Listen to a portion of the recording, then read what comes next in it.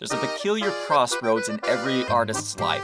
One path is safe, predictable, and quietly suffocating. The other is reckless, uncertain, and usually the right one. And so he was like, "Are you serious?"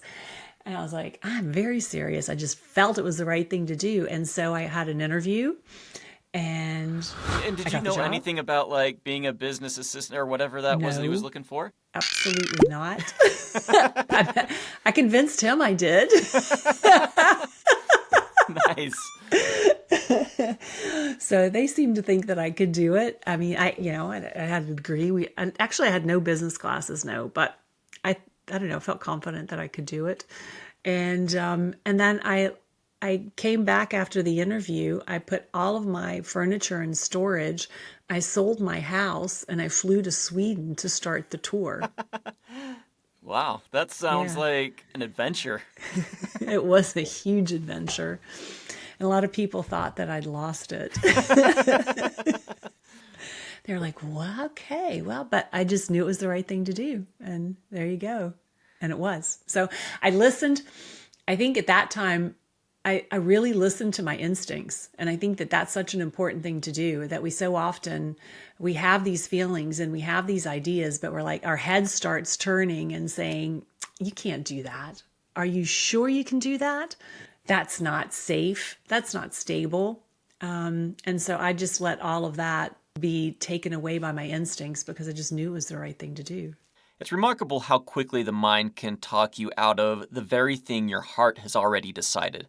We call it caution, but more often it's just fear wearing a respectable suit. To try, to not, to not be fearful about trying something new. I think that that for me is one of the biggest lessons, and that to not live with regret and make decisions based on that. So I don't want to look back at my life and think, gosh, shit, should I have done that?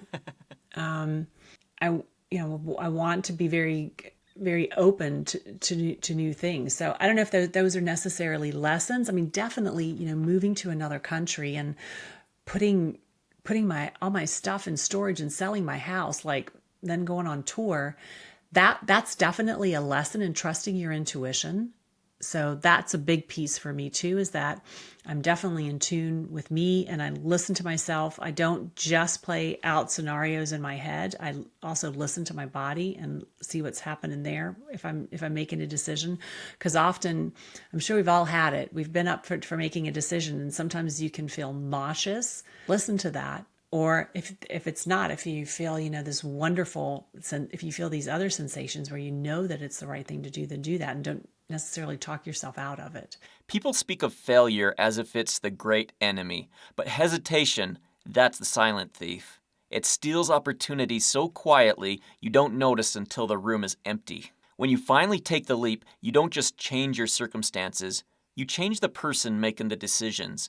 And that shift, subtle as it is, tends to echo through the rest of your life. So the question isn't whether the leap is safe. It rarely is. The question is whether you're willing to live with the version of yourself who never tried. Are you interested to learn more about Sabine Hutchison? Check out the link in the description below to learn more about her.